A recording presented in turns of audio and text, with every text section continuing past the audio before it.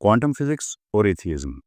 जब भी इल्हाद ने खुदा के खिलाफ कोई दलील पेश की, कायनात ने खुदा की हिमायत में उससे भी ज़्यादा मजबूत दलील पेश करके उन्हें एहसास दिलाया कि आप कुछ नहीं जानते। गनी खान बाबा ऐसे लोगों के बारे में कहते हैं, पास आफलातुना दा डोल डबल दी पोर तकरा स्तात अलग कतरे तली और दल तदरियाबू नदी। इस बार एथियज्म के खिलाफ दलील क्वांटम फिजिक्स है। क्वांटम फिजिक्स क्या है? जब आप आईने में अपने आप को दिखते हैं तो आपको अपना आप नजर आता है, जो बना है ऑर्गन से। दिल, दिमाग, आंखें, हाथ पांव वगैरह, ये ऑर्गन बने हैं सेल से। तकरीबन 37 ट्रिलियन सेल्स होते हैं इंसान के जिस्म में।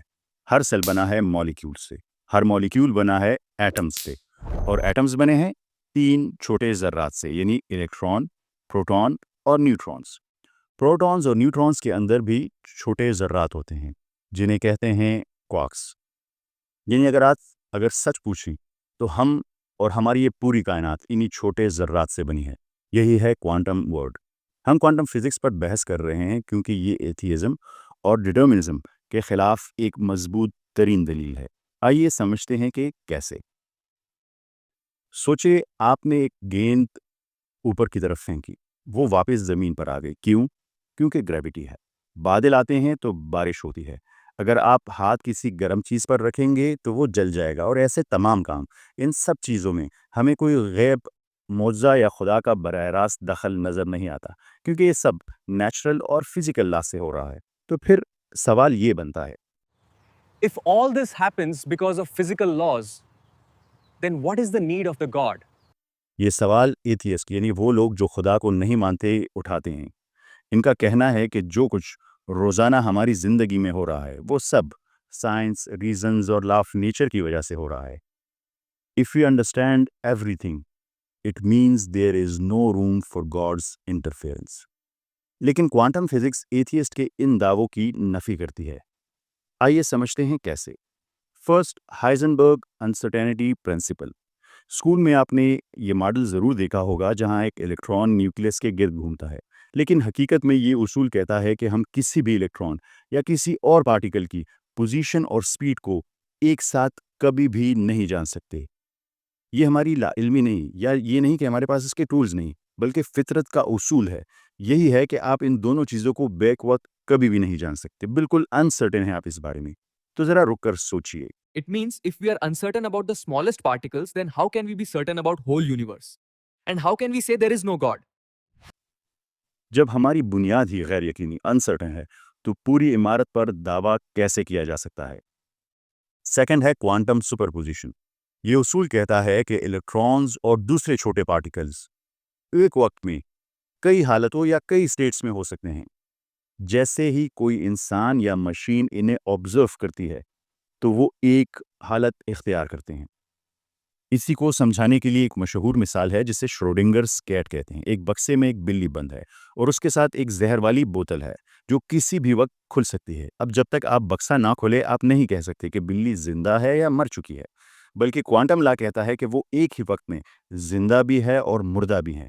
दोनों हालतें मौजूद हैं। बस इसी तरह पार्टिकल्स भी एक वक्त में कई हालतों में रहते हैं, और जैसे ही हम ऑब्जर्व करते हैं वो एक हालत में फिक्स हो जाती हैं, which means observation is mandatory for bringing them into one state.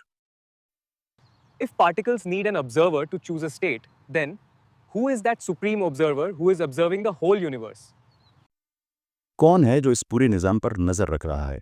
कोई तो है जो निज़ाम हस्ती चला रहा है। Double slit experiment. ये तजुर्बा दिखाता है कि जब आप इलेक्ट्रॉन्स जैसे पार्टिकल्स को 2 सुराखों वाली दीवार से गुजारते हैं, तो अगर आप इन्हें ऑब्जर्व नहीं कर रहे तो वो एक साथ दोनों सुराखों से गुजरते हैं जैसे वेव्स। मगर जैसे ही आप इन्हें देखना शुरू करते हैं, यानी ऑब्जर्व करते हैं, वो ऐसे बिहेव करते हैं जैसे पार्टिकल और एक ही सुराख में से गुजरना शुरू कर देते हैं। तो सवाल पैदा होता है, एक बेजान पार्टिकल को ये कैसे पता चल जाता है कि कोई उसे देख रहा है, ऑब्जर्व कर रहा है? क्या उसके पीछे कोई निज़ाम काम कर रहा है जो हर चीज़ पर नज़र रखे हुए है? कोई तो है जो निज़ाम हस्ती चला रहा है।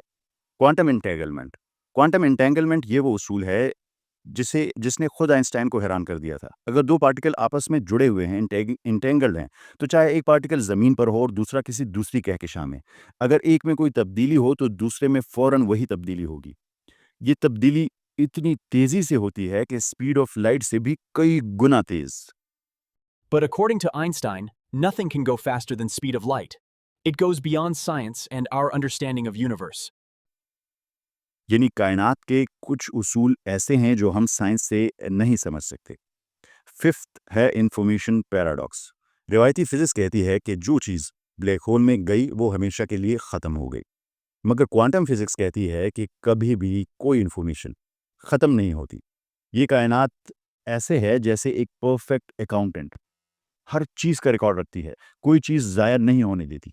तो जो इन्फॉर्मेशन ब्लैक होल में गई वो कहाँ गई? क्या वो किसी और यूनिवर्स में गई? हमें कुछ नहीं पता। तो नतीजा क्या है? आप ना कायनात की इब्तिदा एक्सप्लेन कर सकते हैं, ना लाइफ की ओरिजिन, ना कॉन्शियसनेस की मिस्ट्री, ना पार्टिकल्स का बिहेवियर, ना ऑब्जर्वेशन की ताकत। तो फिर कैसे दावा किया जा सकता है कि खुदा का कोई वजूद नहीं, उसकी कोई ज़रूरत नहीं? ये सिर्फ उन एथियस्ट के लिए है जो दलील पर यकीन रखते हैं। मगर वो एथियस्ट जो सिर्फ ईगो, फ्रीडम या दुनिया की मोहब्बत के असीर हैं, तो वो किसी भी दलील को नज़रअंदाज कर देंगे।